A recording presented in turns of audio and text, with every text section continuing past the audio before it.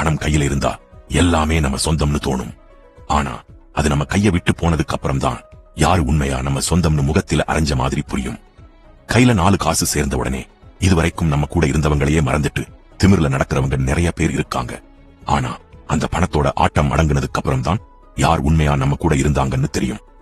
பணம் புதிய மனுஷங்களை உன் வாழ்க்கைக்குள் கொண்டு வரலாம். ஆனா பழைய உண்மையான மனுஷங்களை திரும்ப கொண்டு வர முடியாது.